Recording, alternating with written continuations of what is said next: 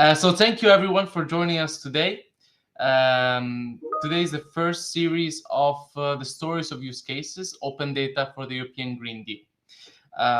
So this is the first episode of this new series, and we're happy to present it to you as open data enthusiasts in Europe. Please, next slide. What are the rules of today? So just before we begin, the webinar is being recorded and will be recorded and published on the data.europa Academy. Please do mute yourself, but I think in this environment you cannot unmute yourself, so easy rule to follow there. Also reserve 3 minutes at the end of the webinar because we're going to provide you with a QR code where you can provide us feedback. This is really important to us. It allows us to be better, to grow, and to create better content depending on your needs. And obviously for questions, please use the Click Meeting chat where you've been sharing your location, like Liechtenstein, I see now, even nicer.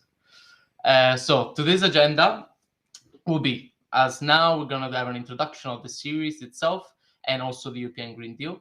Then we're going to have the presentation by our 3 speakers, which I will introduce shortly, followed by a panel discussion.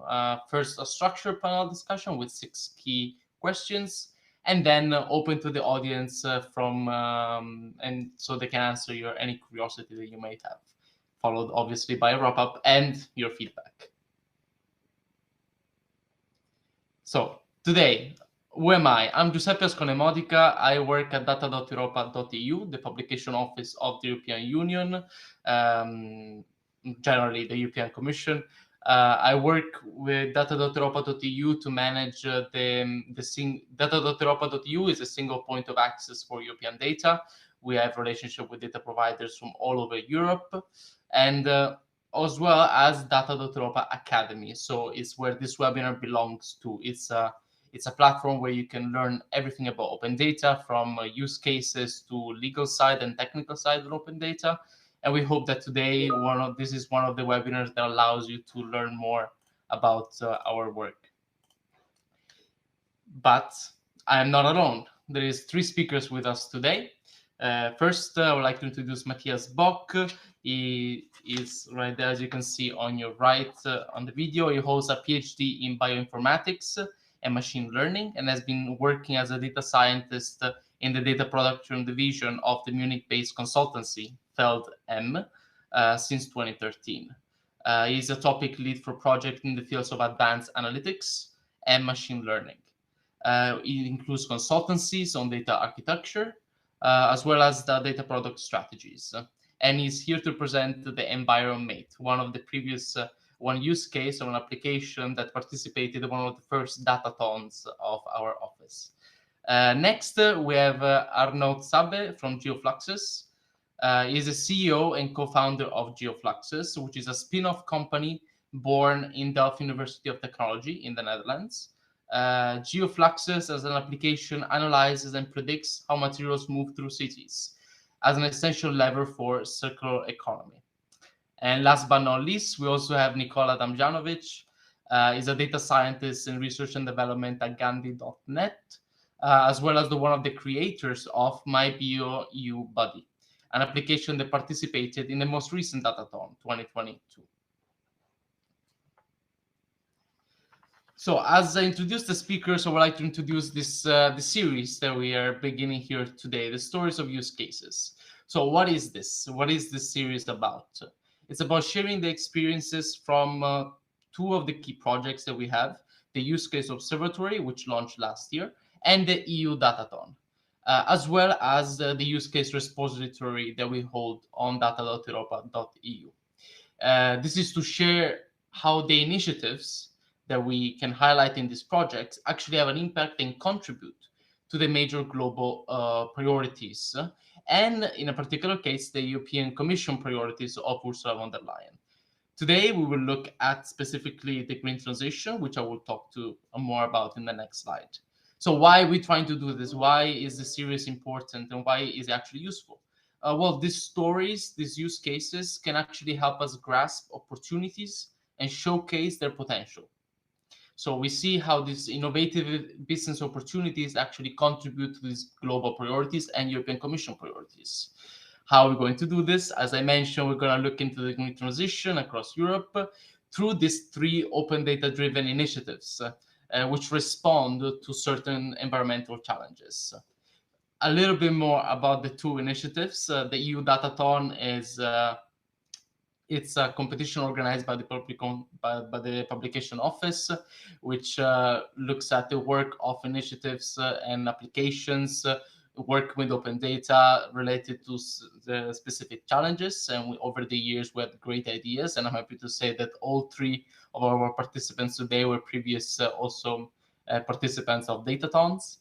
And the use case observatory is is a 3-year monitoring exercise of 30 use cases all across Europe that looks at the impact in 4 different dimensions: economic, governmental, environmental, and social. Next slide, please. So today's topic and first topic of our series is the European Green Deal. So open data for the European Green Deal. How can open data and why does open data matter to the European Green Deal, and how can we use this initiative to achieve our Green Deal objectives? Next slide, please.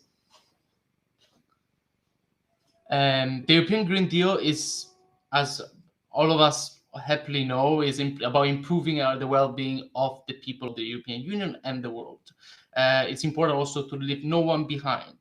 As said in the European Commission website, the EU will first, as a key objective, become the first climate neutral continent by 2050, also protect human life, animals, and plants by cutting pollution, help companies become world leaders in clean products and technologies, and help ensure a just and inclusive transition. I'm happy to say that I believe today's application that we're going to present later tackle all these objectives of the EU. In particular, the European Union will look at decarbonizing the energy sector, having more energy efficient buildings, create a green economy in the industry sector, as well as having a greener, cheaper, and healthier mobility in Europe. Please, next slide. Why have I added this slide? So you know what the European Green Deal is in general, but we wanted to make it the first part of our series because it's one of the key priorities first, but it's also entering a decisive decade. As the targets are not only for 2050, but they're also for 2030. The target for 2030 is 55% reduction of greenhouse emissions compared to 1990s level. And these objectives are to be achieved through a lot of initiatives by the European Union. As we see, the momentum of these initiatives is extremely high. It's going really fast. And I believe that the open data initiatives are there to support the achievement of this objective, to support all the goals of the European Green Deal. And I believe that today, with our 3 panelists, we can highlight how open data can be used effectively to achieve these objectives. So after having introduced the European Green Deal to you, I'm happy to go forward and begin our presentation by the panelists. Our first panelist is going to be from Environ-mate, Matthias Boeck. Up to you, Matthias. Thanks a lot. Let's just try if also the... okay, so I'm from Munich, from a company called Feld M, and I'm also really happy to present what we did quite some time ago already. So you can see the Environ-mate link. I will also share it in the chat, so you can also check it out for yourself.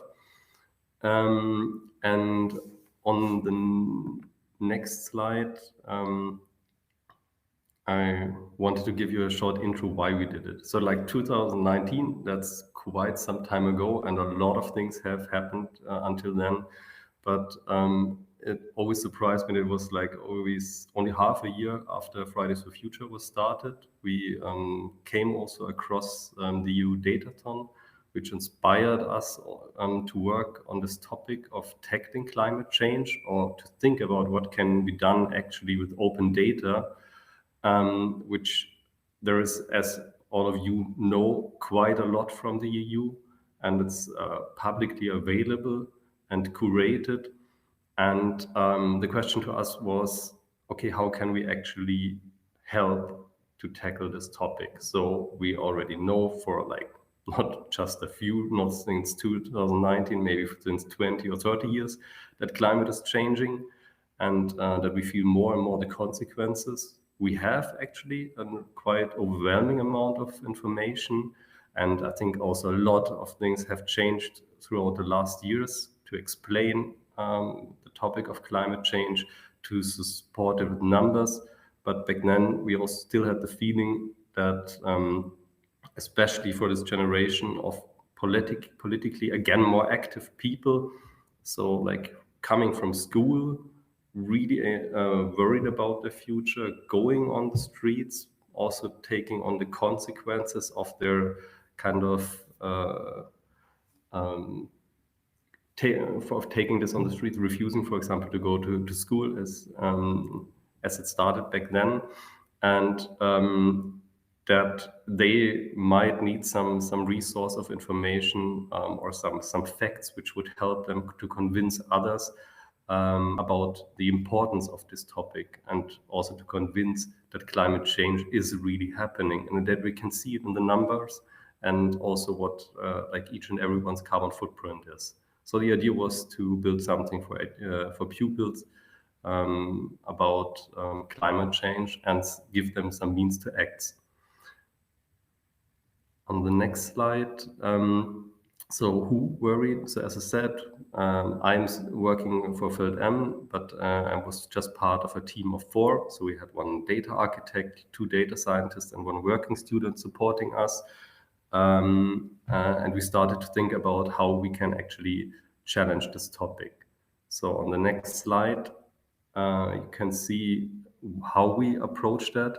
So what we are generally using is like an approach of design thinking. That's what we also use for many of our customer-related projects. So we try to elaborate what are actually meaningful insights or meaningful things which we could give to pupils. And of course, that's kind of a really complicated task because you need to be careful to kind of curate the right content, to find the right format for it. Back then, we thought it would be like a simple, intuitive kind of website, which would give them or bring them in contact with the pure numbers, make it like rather easily digestible, but also like presentable to others. And also to just in simple words have a starting point for elaborating it further.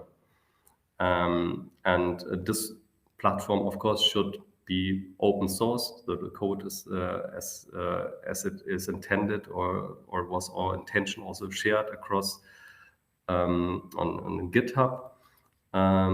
And also that this platform could be just picked up and developed further by everyone who wants to work on it further.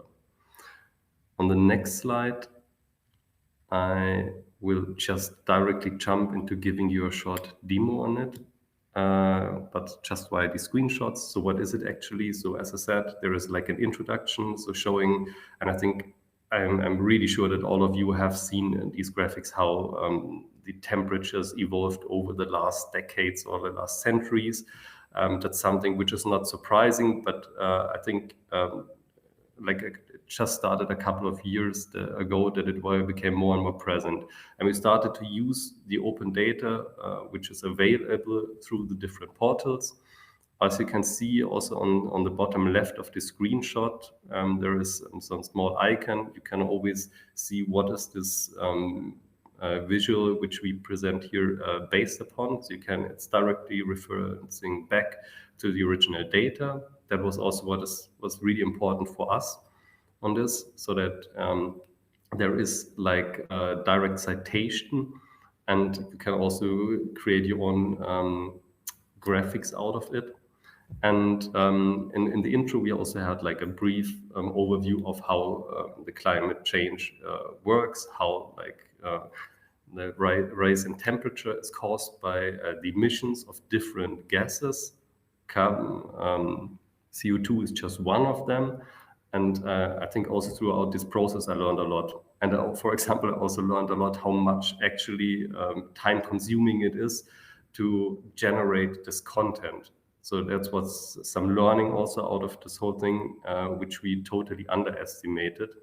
Where we thought in the beginning, okay, we make just some nice graphics and they will just nicely demonstrate the things which we already know about climate change, or we assume to know, but it turned out to be more complex.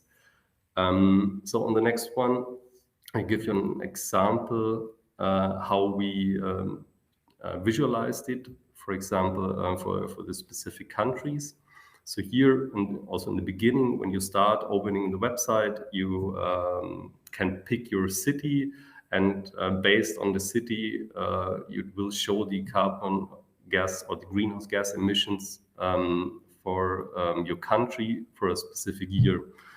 So here in this screenshot is for 2019, but we updated it also, but I think not to the most recent year.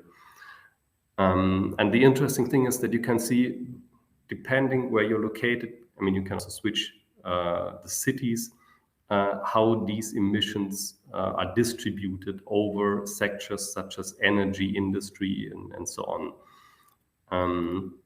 And on the next one, you also have like a comparison between the different countries. So the total emissions, so Germany is one of the greatest polluters because of a lot of industry, because of like a lot of emissions due to burning coal for producing energy. So that's like a huge problem for Germany.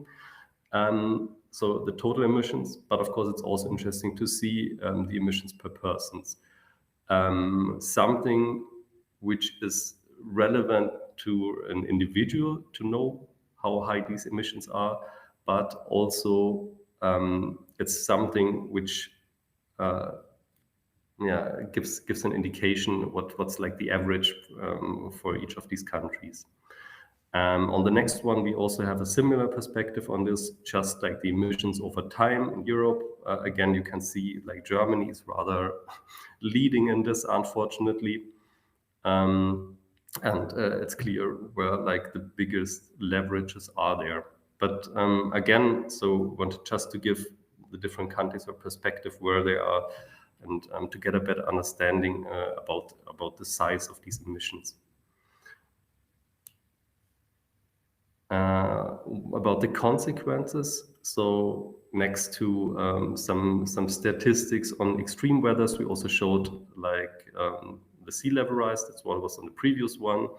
And on this one here, you have like the different consequences, what could happen. So the projections, I think that's also quite familiar what that means in degrees over the next century. And also give them some guidelines how to act actually. What could you do as an individual? So back then, I was also thinking, okay, what can you change in your private life?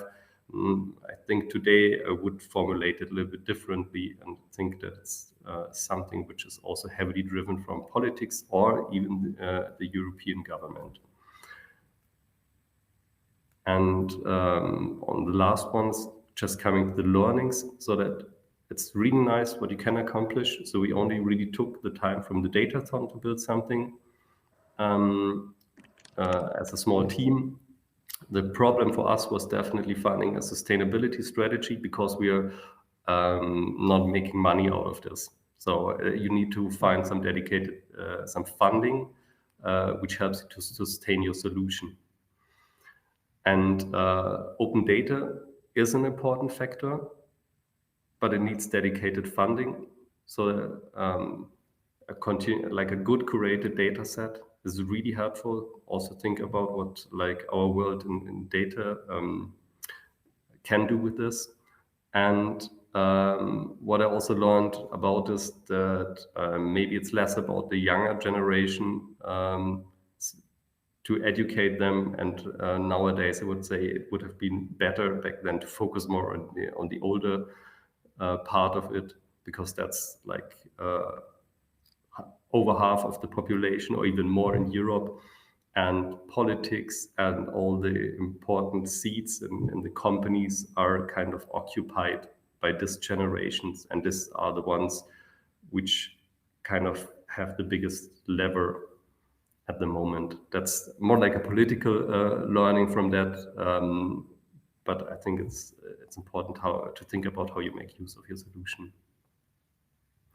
And with that, thanks for listening. And I'm later on also curious for your questions. Please also reach out directly to me if you want to. And I would leave the stage for the next.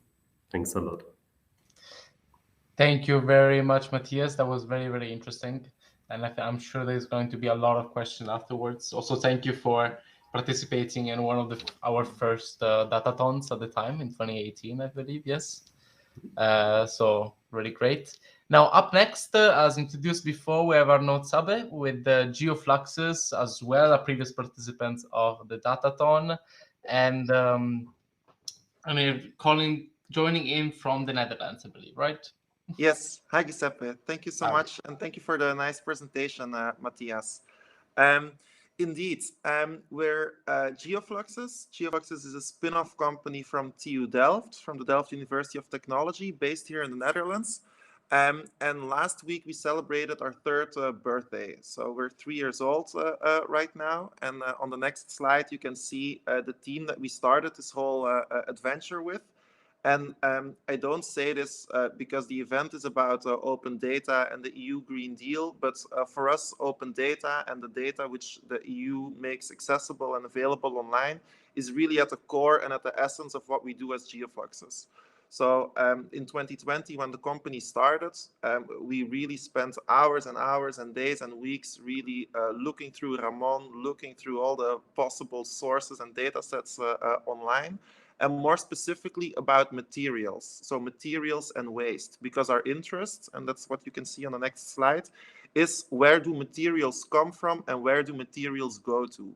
And so that's something that we try to figure out and try to map out actually. Here, this was the first use case which we did for Amsterdam in the Netherlands, where we basically try to map where waste comes from and where waste goes to. So every line you see on the map is a waste material, in this case a construction waste material, so where it comes from, so from a certain construction project or renovation or something, and then where it goes to being processed. And the thickness of every line shows the quantity, so the thicker the line, the more tonnage.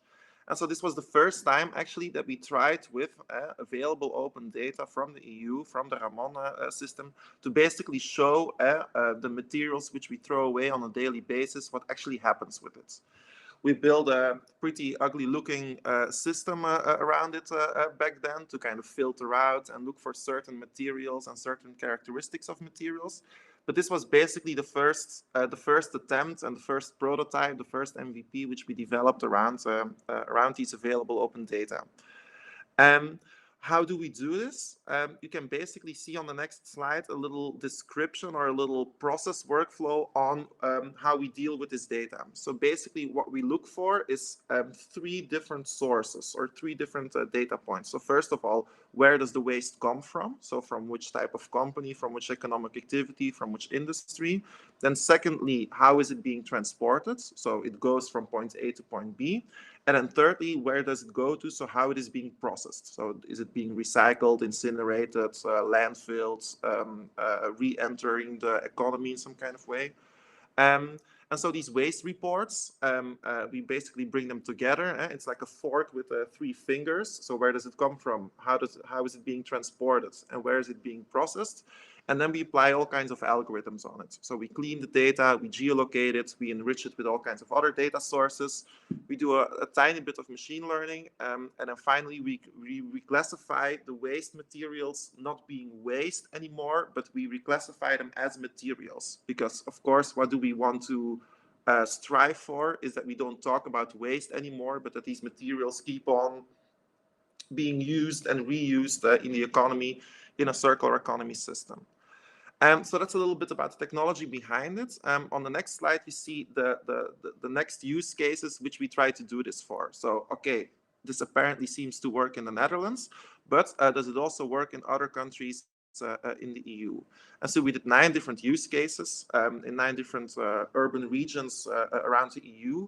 So you see from Spain to Croatia, from Germany to Hungary. We tried this out on all different kinds of scales for all different kinds of cities to basically see whether this methodology, to see whether this approach works. And so after this, we basically came to 2 learnings, I would say. And then the first one is, and I think it's a little bit nice in the line of the presentation of Matthias just now. I think the first thing is we got a lot of insights, or it did bring us a lot of learnings to kind of map these materials and where they come from. You can apply all kinds of data analytics on it. But then secondly, we also really wanted to bring this to the entities responsible for this waste. And who is responsible for this waste? And that's what you can see in the next slide. It's companies. So companies is really where we need to focus our efforts to reduce the problem of waste and to make sure that waste stays within the economy as long as possible. So as you can see, we did a couple of kind of fun facts, fun statistical facts. Like what we see is that 89% of all waste comes from companies, and only 11% is the household waste you and I as normal citizens throw away. So it's really, we need to focus on companies to reduce the problem of waste. So the straw in your cocktail drink in the bar, the plastic bag in the supermarket, the whatever kind of wrappings, that's not where the main issue is. The main issue is really with this 89% of waste coming from companies. Then secondly, what we also see is that currently in terms of processing, that we find for 60% of all waste better solutions, so more sustainable solutions. So something which currently gets incinerated, for example, could actually be reused by another party. And especially the past 2 years with the war happening in Europe, with a corona pandemic hitting the continent, we've all been challenged with material shortages. So whether it was in agriculture, whether it was for electronics, whether it was for construction materials, the past 2 years really confronted EU, and I think all of us in one way or another, with that the supply of materials is not endless or is not some kind of given. It is really something which is very fragile and more vulnerable than all of us think. So making sure that materials end up in the best possible way to be processed and to be recycled and to be reused really becomes more and more on the forefront, and there's actually still a lot of it to be gained. As you can see, 60% of all waste materials. Then another interesting fact is actually that 70% of all waste only comes from 7% of all companies. So it's not a level, equal playing field. The economy is not just like, not everybody's equal. There are a couple of big players, there are a couple of industries, there are a couple of actors which are really responsible for the lion's share of all the problem. So where do we need to focus our efforts, guys and girls? Not on the straws in your cocktail drink or the plastic bags in the supermarket. No, it's those 7% of all companies. So that's where the real impact is to be made. And then finally, a little more on transportation. So what we also see happening very often, and I think this is also quite interesting, is that waste often travels very far and too far to then further get processed in a too low value manner. So what we see is waste often leaving the country or going to the other side of the country for then a very low value processing method or really downcycling. Whereas very often there are parties quite nearby or more nearby who can really do something with this. So there's like a proper, in academics, they call this information asymmetry. So there's asymmetry in information between the one hand and the other hand. So there's really the power of data and of the available EU open data can really mean something there. Yes. Then, if we go to the next slide, of course, if you talk about waste, waste is only one small part of the chain. Of course, you don't want waste to be produced in the first place. And so what we're working on right now is kind of expanding this knowledge. You remember the maps which I showed in the beginning, which were all kind of on an urban or a regional scale. Right now we're trying, thanks also to the transition from the EU to go from Ramon to a more linked open data system, to kind of connect different data sources on materials, on economic activities, on products, and on the raw materials which we use all together. And so this whole new linked open data system is really very, very grateful for this, to basically kind of zoom out a little bit. And then what you see on the next slide is that we can actually, starting from waste, backcast the materials to where they originally came from. So before it became waste. So the raw material becomes a product. The product is being used by a certain economic activity, and that economic activity finally discards it as waste in one form or another. And then here you can see, again, thanks to our good friends from the EU Open Data, if you link these different data sources or materials all together in a smart way, that you can really show the full scope of a value chain or of a material chain. So where does it originally come from? By whom is it being used? Which product does it end up into? And then how does it end up as waste? And then what happens with it down the line? So that's also very interesting and something which we're playing with right now. Then to round off, I think I'm not saying anything new, that the EU Green Deal and the way how we use materials is a one-on-one relationship, right? I think I said already something before about that, the security of supply, which we got confronted with over the past years, which will only get worse. So being smarter with the way how we use and consume and produce is only makes sense. Reducing the environmental impact of material use, I think it doesn't need any further explanation. And then finally, I think it's also really important, and that's quite nice to see what we have as a company on a day-to-day basis, is there's so much expertise, so much smart or businesses who are really smart in dealing with materials or secondary materials, and who are really looking for these kind of things to really strengthen the local economy. So what we always say is, by keeping your waste flows local, you also keep your financial flows local. So like, if your waste gets transferred or transported to whatever part of the world, you also lose the financial value which is still in these materials. So keeping it local and keeping material flows local also keeps your financial flows local. So it also really strengthens the regional European economy, the whole idea of strategic autonomy. I think everybody's quite aware of. So that's it from my side. Thank you very much for your attention, and if there are any more questions, we can talk about it in the panel discussion afterwards. Thank you very much, Arnaud. I see there is already a lot of questions based on your presentation. I also found it really, really interesting. It does relate extremely closely with, as you said, the open strategic autonomy of the EU, as well as clearly the circular economy objectives of the European Union. So keeping the same produce and having a sustainable business and organizational environment. Up next, today we have our last panelist, Nikola Damjanovic, with the presentation on MyBioEUBuddy.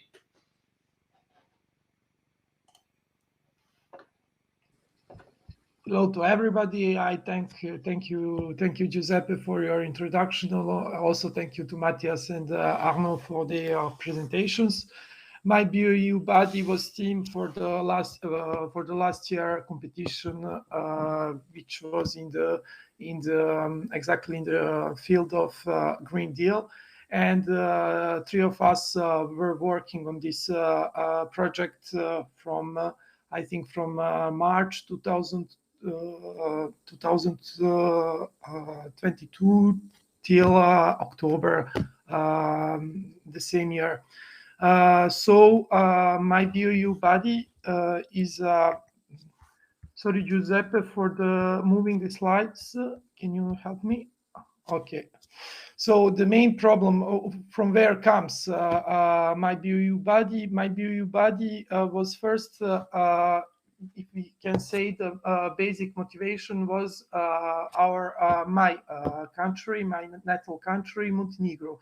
In Montenegro, the industry is not so developed as it is in Germany or is in Netherlands, and we have big potential really to develop biological production of agriculture. So we really wanted to see what's going around in the countries who are much more advanced in this field, and we try to find some easy solutions, some easy informations to see is there informations in this topic. And we saw that the informations are not very unified, in fact. And also there is not, if somebody is not in the field, if it is just some agricultural and wants to make some to see to inform himself what he can do in the about some specific thing in this field, we saw that there is no easy way to approach the informations. So on the next level was to see what we can come back to the last slide, please. Yes. So we wanted to see what's going on in the European Union, and the next part of motivation we can see was the program From the Far to the Fork, which includes in its strategy the increasing to 25% of bioproduction in Europe by 2030. This is good goal. This is very noble goal. But what is the reality? Reality today in the Europe is that more than 50% of all regions are low bioproducers, with bioproduction less than 5%. Then you have about 23.2% of regions that are medium bioproducers with bioproduction between 5 and 10%. 18% of all regions, European regions, and when I say regions, I mean in statistics way regions. So in France, regions are Bretagne, Normandy, Ile-de-France. That is the definition of the region. High bio producers are just 18.2%, and those who in some way reach the goal of the Farm to the Fork program are present just 6.5% of all European regions today in Europe.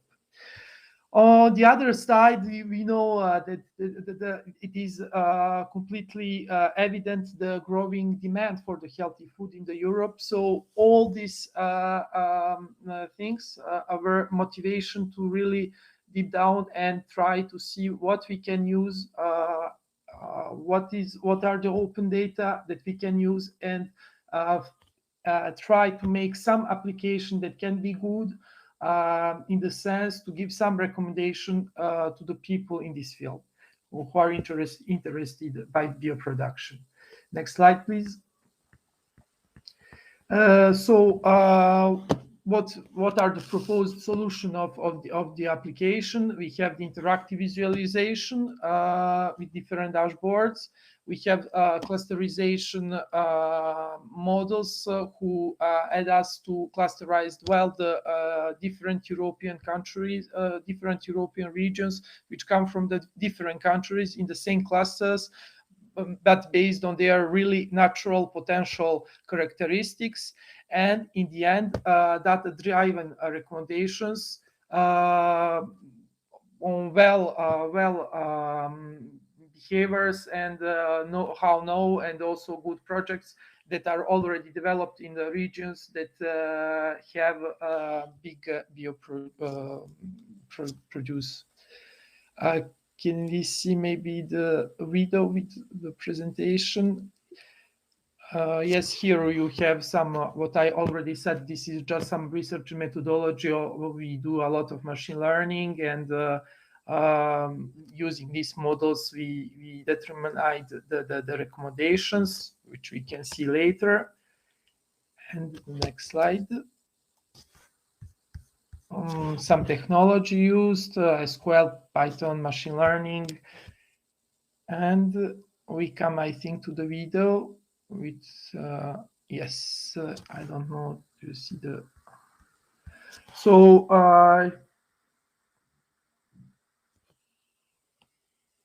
okay. The application is divided in 4 principal parts. We have global view on the Europe on different indicators like bioproduction, soil, climate, relief, and you can see it on the regional level. So you can have global picture what happens in the Europe.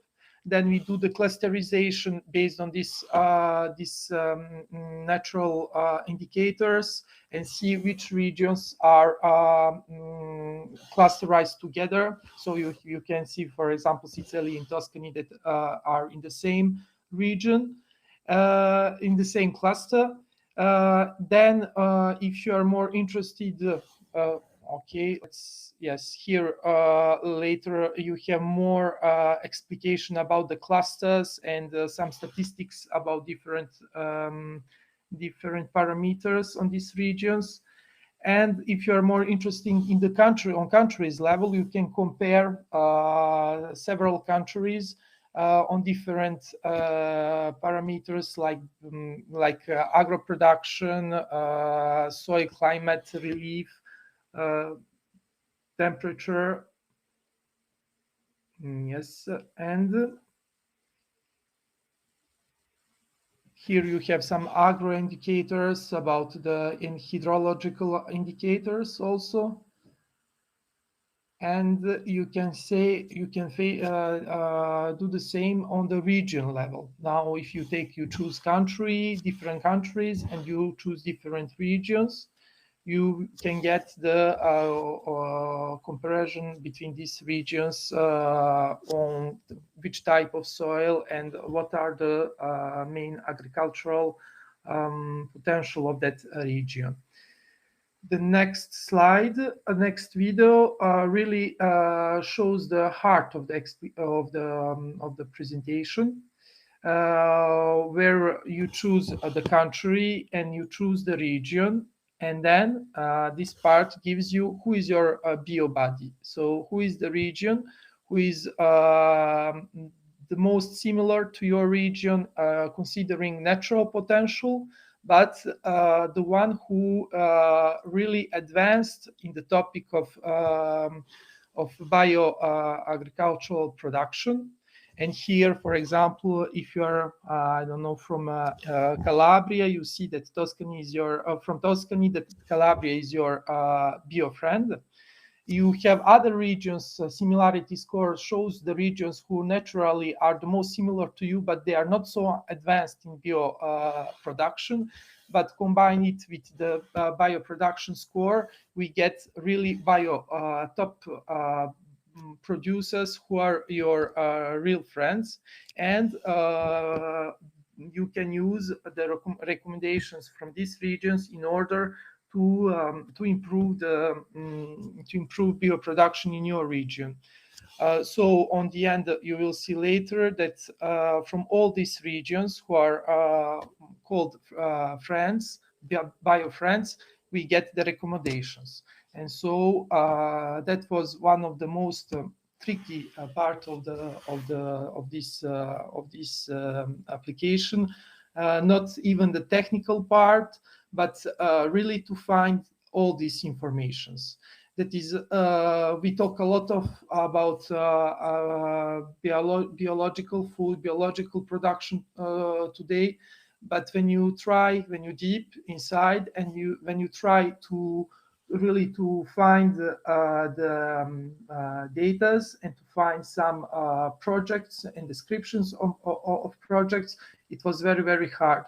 So that took us like half of the time just to go and find all this qualitative benchmarking in order to deduce these recommendations. We can go to the Yeah. So as I already says, the key challenges of the applications were data availability on the regional level. You can find some data availability on the country level, but when you want to have some more specific data on the regional level, the statistics are really poor. And the next big challenge was a really unified bioprojects database, which doesn't exist, in fact, in the Europe. Here you have some steps which had been taken or will be being taken for this application in order to really improve the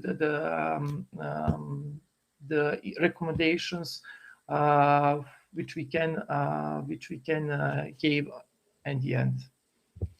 So it will be all from my side. Thank you. Thank you very much, Nicola. That was very, very interesting. Again, we'll look at another part of the European Green Deal, which is the farm to fork strategy of building sustainable food systems. So it's great that we had a look at different perspective of the same European Union or European Commission's priority. So thank you to all three speakers for having presented to us their initiatives. And now we move on to the panel discussions. You can leave all your questions in the chat. We're first going to have first sort of a structured panel discussion where they can answer these questions as they see fit. But then obviously we will have the chance for all the audience to pose their questions. I already saw that a lot of you asked the questions to Arnaud, and he really kindly started answering them already on the chat. I hope that was helpful for everyone. But yes, feel free to keep sending questions to all our panelists, anything that comes to your mind. And of course, to give you some inspiration, we'll start through our structured questions. So first, I would like to ask the panel, how does your initiative make an impact on environmental challenges? Already, I believe that you already answered these questions in big lines during your presentations, but if you could make it as clear as possible so the audience fully grasp that impact that you make in this area. Arnaud, if you want to start. Yes, I can start. Yeah, I think it's pretty obvious that all three projects try to create an impact on different environmental challenges, right? For us, yeah, I'm gonna be a little bit provocative here to spur the conversation. So, for us, the focus is not greenhouse gas emissions. For us, the focus is keeping materials in the loop as long as possible, and carbon emissions are for us the secondary impact, not the primary goal, which is often a lot of sustainability initiatives have some kind of tunnel vision on carbon, on reducing carbon emissions. For us, it's materials. Yes. Yeah, I mean, that is a good point. I think carbon reductions has a really big highlight in the European Green Deal, but it is not the only thing. Again, circular economy is not everything about gas reduction, greenhouse gas emission reduction. It's also about what you do. Nicola, would you like to say something about this? Yes, but as you already show in your first slide, one of the first slides with all these hexagrams, and one of the hexagram was the one with the forestry, agriculture, and food. Yeah.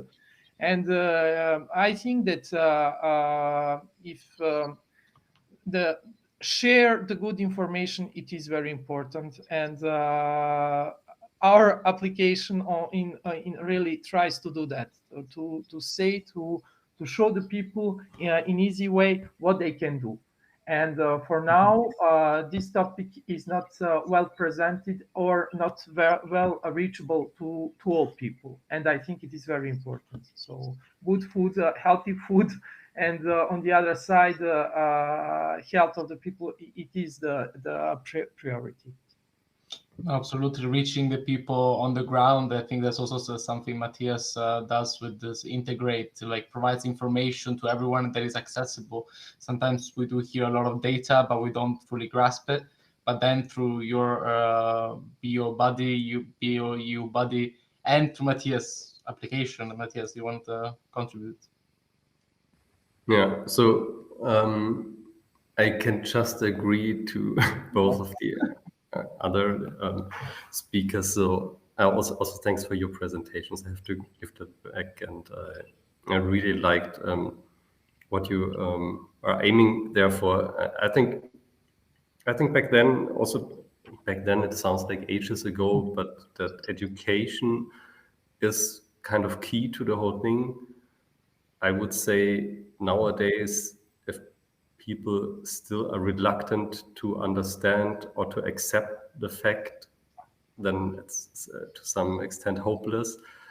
But then it's even more important to find initiatives where we find good angles to tackle this. And when it's going into the agricultural production, also like how do we want to grow our food in the future, or how do we find a more responsible way of working with our waste and materials. I think that's where it needs to head for, actually. So the one thing is understanding and getting enough people on board on these initiatives that change need to be made, and rather soon, especially in human dimensions on the big dimension and scale. And then it's important to find the right angles for that. And yeah. So like the first step is awareness, and then you have action. And as you said, also in the awareness part, the younger generation, statistically wise, is already pretty aware about the climate priorities. It's sort of trying to align all the interests of all the societies in the European Union and Europe in general to also strive towards the same goal. Great. I already see that question and answer has been given in the chat. Thank you, Nicola. So for everyone that's not seen, if you look at the chat, now there is the link to the MyBioEUBuddy, so you can go through the app and explore what Nicola has presented during his presentation. For the second question, so this is a really base questions. I think I already saw it in the chat before, but I think it's useful to know extremely practically, what open data do you use for your initiative? Where does it come from? Do you have to request it for data providers? Do you produce it yourself? Just bluntly explain to us where your data comes from. maybe I can also just continue. It's rather simple for us. I guess for the others it's more complex. So you're using like Eurostat, Copernicus, and European Environmental Agency data. So what you can access openly, that was important to us, and kind of show that, and that it can be also nicely presented in a somehow scientifically way. Right. I can go next. So for us, it's two predominant data sources, let's say. So on the one hand, Eurostat, and on the other hand, the national data from, so in the Netherlands, it's called CBS. It's the Central Bureau of Statistics. I think every country has something like this. What we get from Eurostat is what I shared in the slides, and maybe I had to be a little bit more specific about it. So we backcast material chains. So we reverse engineer it. So we start from waste, from the end, and then we cast back to the economic activity which has produced that waste material. Then we cast back which products do these economic activities use, and then which materials are contained in that product. So from waste to economic activity, from economic activity to product, from product to raw material. So that's how the system works. And so for every category, right? So for waste, economic activities, products, and raw materials, there's plenty of data on Eurostat, and then we localize it, or we regionalize it based on the National Bureau of Statistics data. So specifically for a city as Amsterdam, or for a certain province, or for the country in general, that's what we get from the national registry. And then even one step more in detail. So all these things, so waste, economic activities, products, and raw materials are categorized or classified according to certain nomenclatures and certain codes. So you have EWC codes, which is a coding system for waste. You have HS and GN codes for products. You have NATE codes or NACE codes for economic activities. So all these things have from Europe a certain coding system, classification system, right? And these you can link with each other. And so we link these different codes with each other, and that's how we did the backcasting.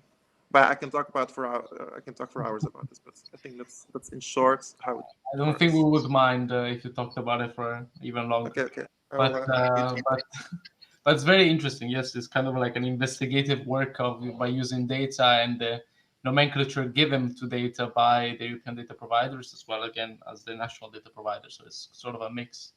And Nicola, like all your information about all the different regions in Europe and beyond Europe as well.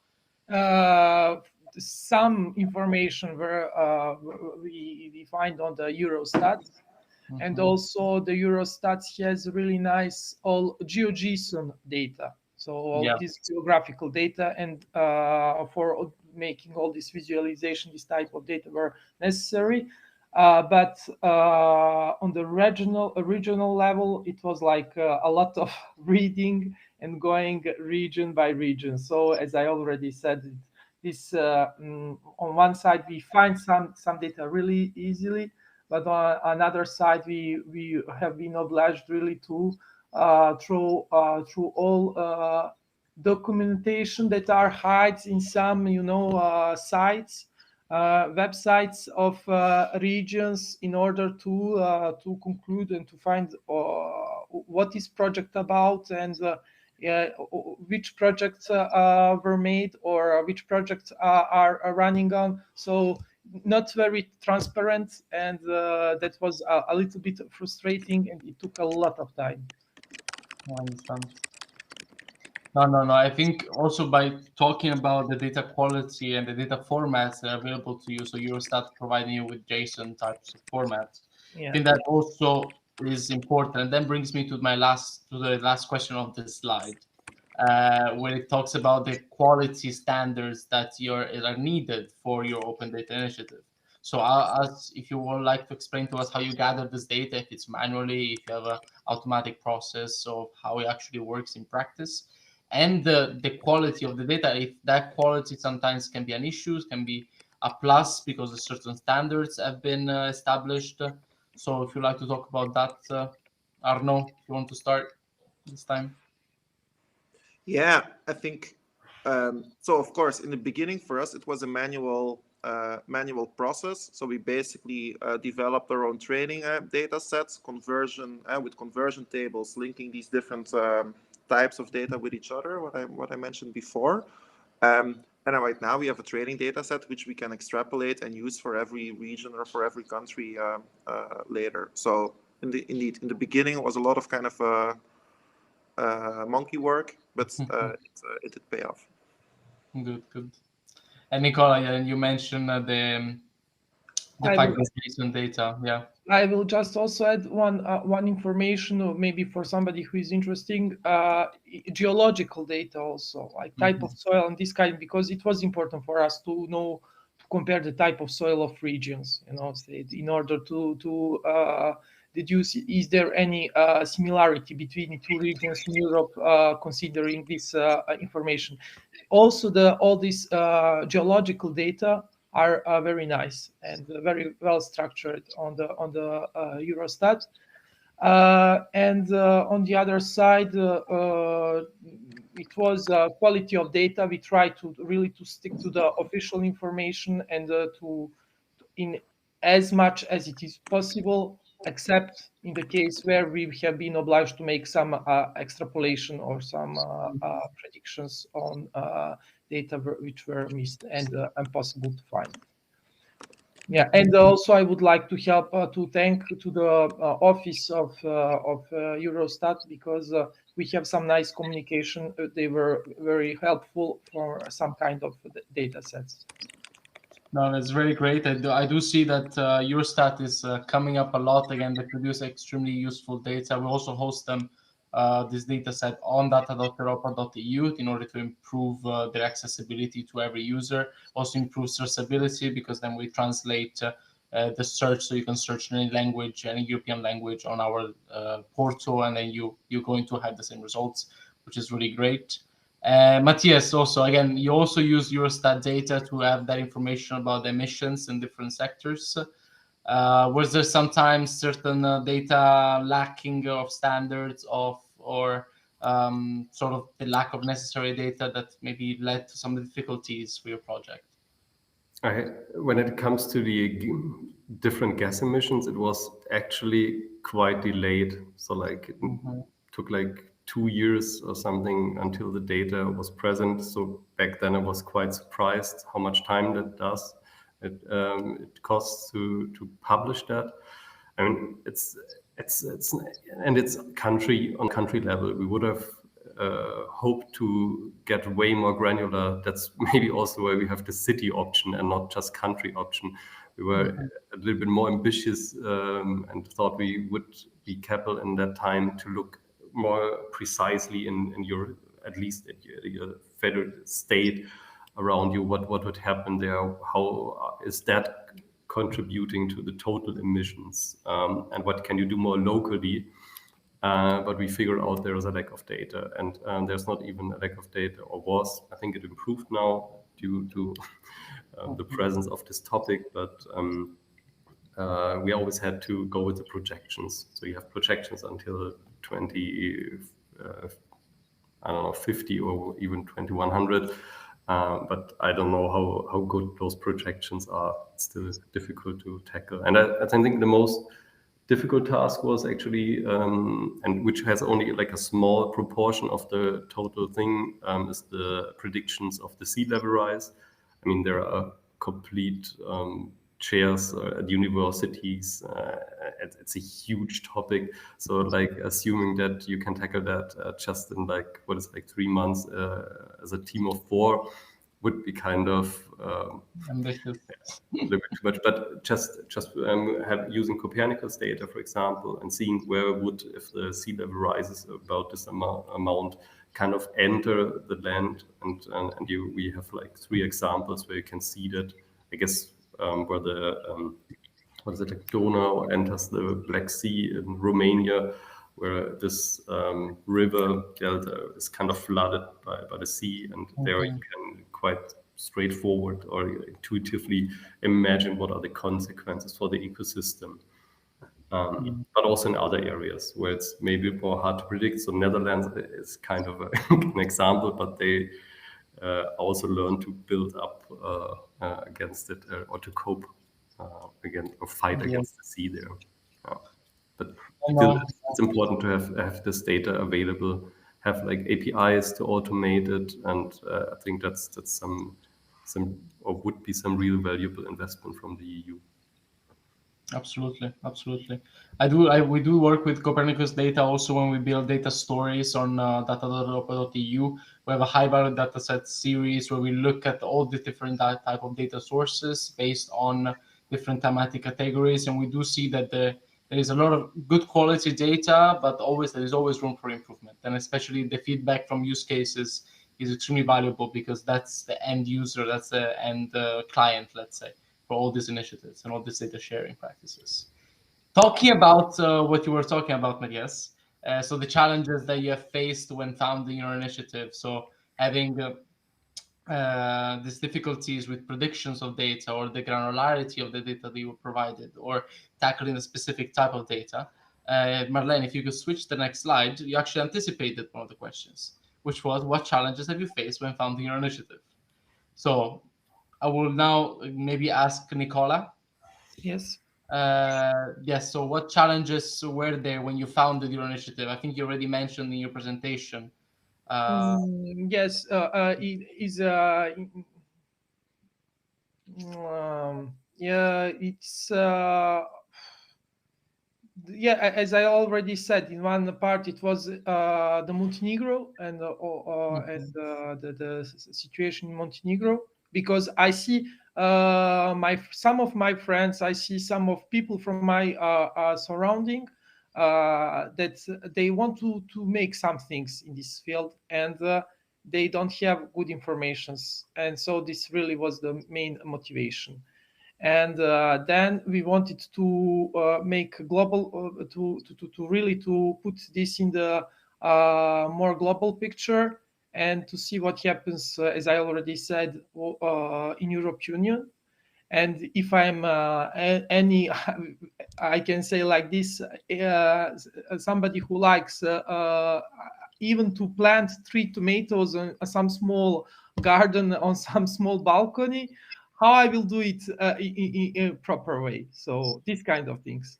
And there is no such much easy information. So this is I can say the main information, the main motivation. Yeah.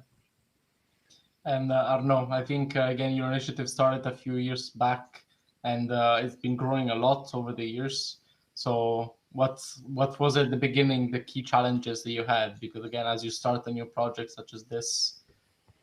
Yeah. So for us, it was quite a parallel trajectory. So we founded a company around this, right? So we are right now a proper company registered at the Chamber of Commerce.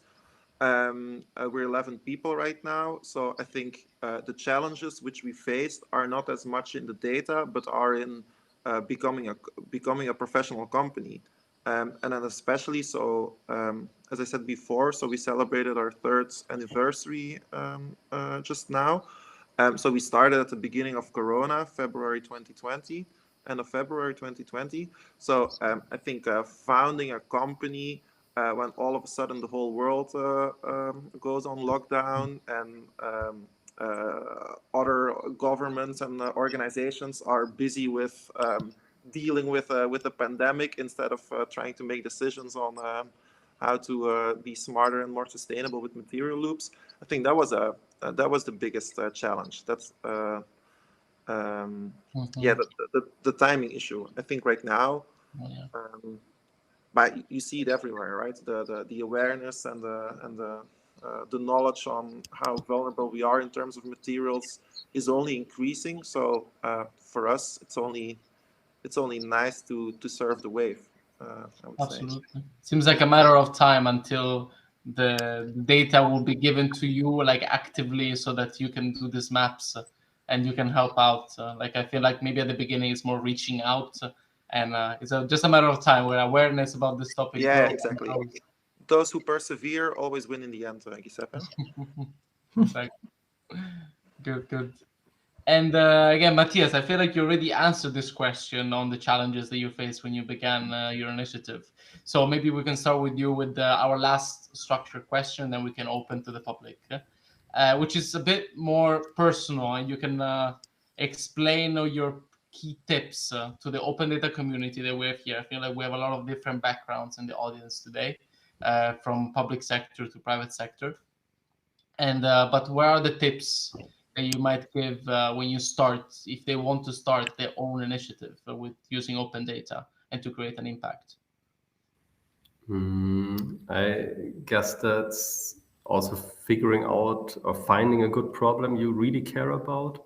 So that's something, being really specific, and then making sure that someone else also cares about this problem. Because if it's only you, then you will be working on like a fun project. You will kind of try out some technology. That's also totally fine, to take part in a hackathon or something else. So a lot of things give you a lot of learnings, but if you aim for something sustainable, and that's where I think a lot of these initiatives break or kind of get abandoned, because you need to see how it's up for on the long term, and that's where you need either funding. So take our initiative.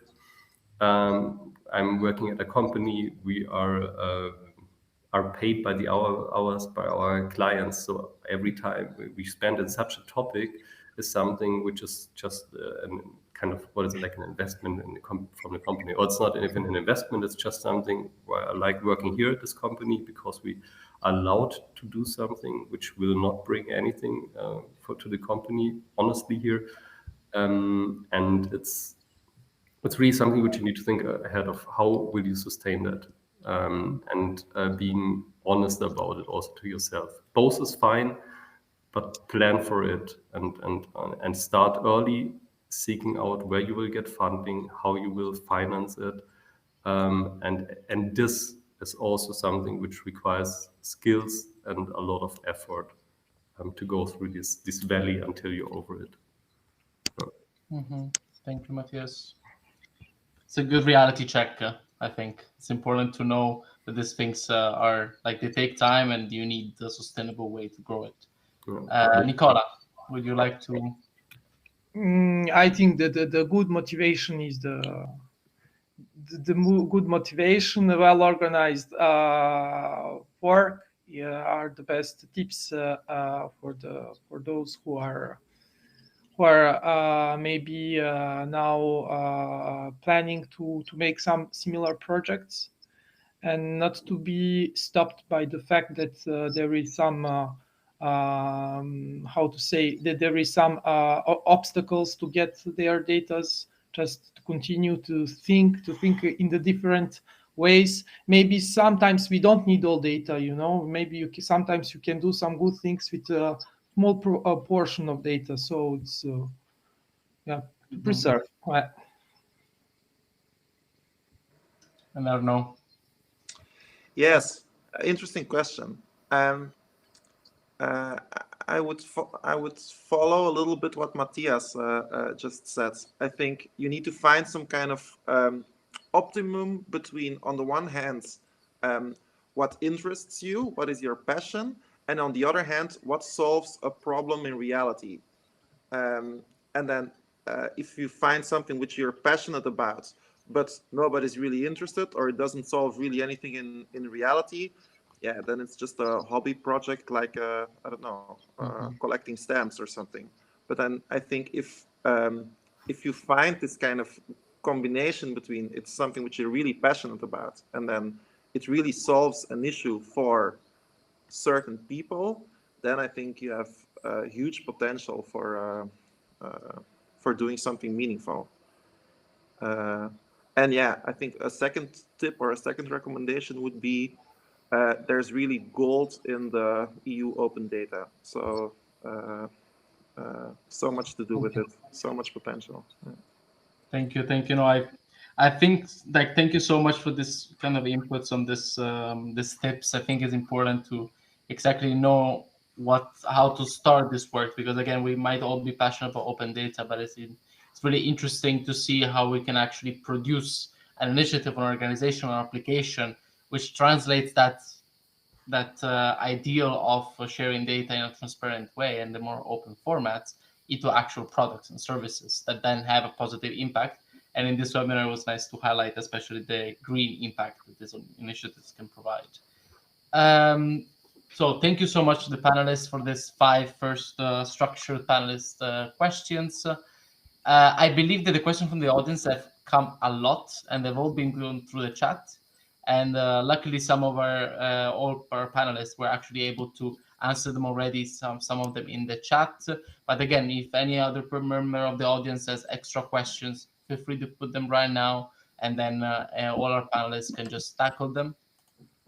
While we wait, I was really curious. I didn't have the time to read your answer to the last question that you answered to Arnaud, which is about the planned obsolescence of products. I have a question. What is that? Like, can you define that, and again explain your answer to us? Because again, yeah.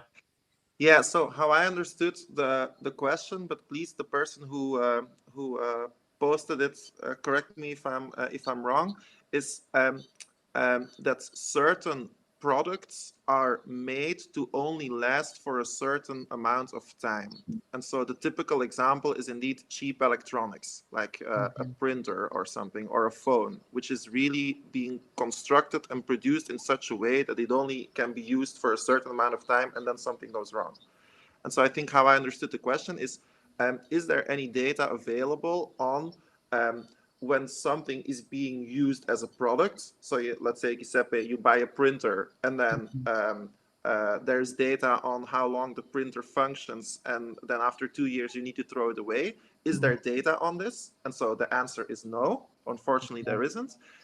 But I know that certain very specific material chains, and then I think some of us live in countries where you have these shared scooters or these shared bikes or something, these shared e-bikes in the cities. And so I know these companies are extremely good in predicting maintenance, for example. So knowing, okay, these scooters are all around the city. They have information on battery depletion. They know, okay, on average, after it being used for 23 times, we need to send a repair guy to the scooter to make sure that it's still all fine and that it can still function. So they predict when maintenance is necessary so that the scooter doesn't break, because when it breaks, it's much more difficult to fix than if you can prevent the breaking, if you know what I mean. And so that's quite interesting. I also know that so I think cars is like a super easy example, right? You need to bring your car every couple of years to the garage to have it do the mandatory maintenance check. Why does it happen? It is because you want to predict the moment when it really breaks down. And so that would be extremely interesting also to do it for everything you can imagine, you know, a sweater, your computer. So that's very interesting, but there's unfortunately no data on it, especially except for like some very specific companies and very specific products and materials. I see. Very cool question also. Yeah, no, from your presentation, Arnaud, I found it a bit discouraging that only 11% of waste comes from personal use, let's say household, which is like, we put a lot of effort in it, but then we see it's only 11%. And it's good that there is also companies that focus on making that big impact in a bigger stage. Let's see. Okay, there is a comment by Friederike. So hi, Arnaud. I very much like your project, and I find it amazing what you achieved. I would suggest to be a little bit more careful about evaluating the impact of household waste, though. Your message about share of industrial waste is highly understanding. But if presented like this, we risk that people give up any efforts in reducing their own household waste. I extremely agree with you, Federica. Again, when you look at that data, you think, oh, my impact is not enough. And I think... Can I say something towards this? So, yeah. I mean, I know you probably also have like a good answer, but I think it's true. We should not give up.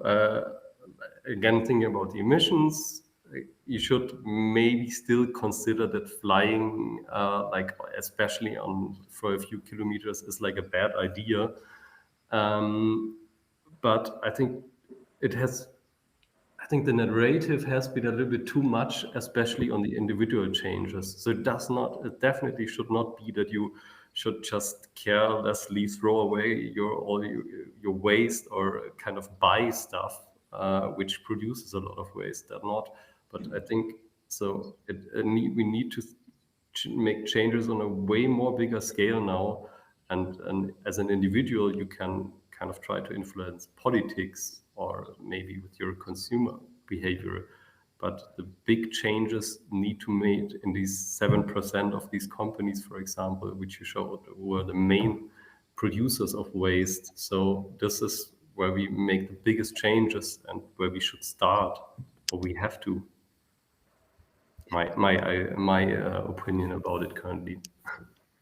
Yeah. I mean, I couldn't agree more. It's not things are not mutually exclusive, right? It's not because we are trying to solve the problem of company waste that all of you can go and burn plastic in your garden this weekend. So things are not mutually exclusive. I think you need, as Matthias says, the narrative and the attention policy making, of marketing, of communication in general, has so much been on our individual responsibility as citizens. And then a better environment starts with yourself.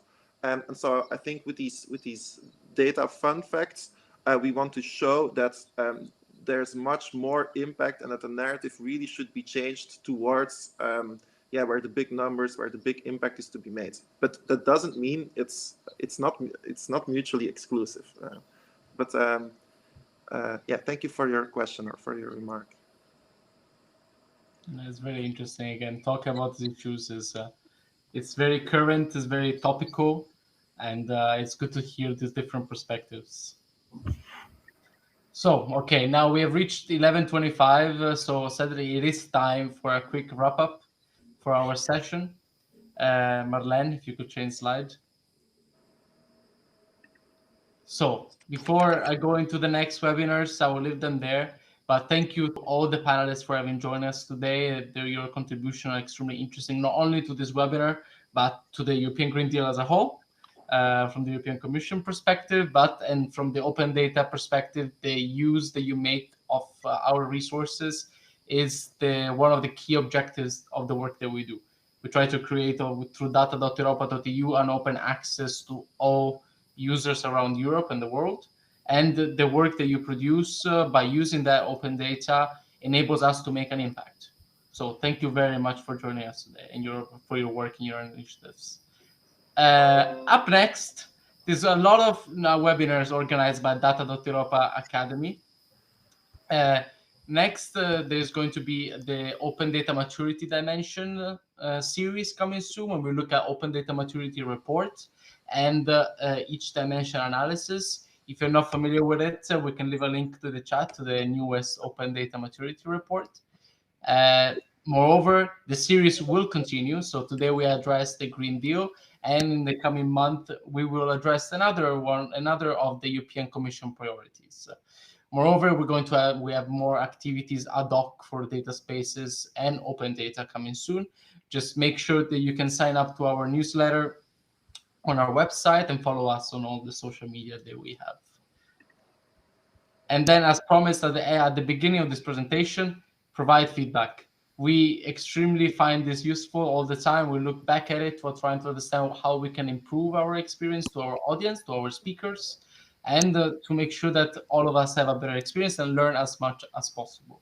So with this, I would like to thank everyone again. Thank you, Arnaud. Thank you, Nicola. Thank you, Matthias. Also the data.europa.eu team in the background, dealing with all the technical stuff. We had a really nice morning, and I wish you a great rest of Friday and a nice weekend.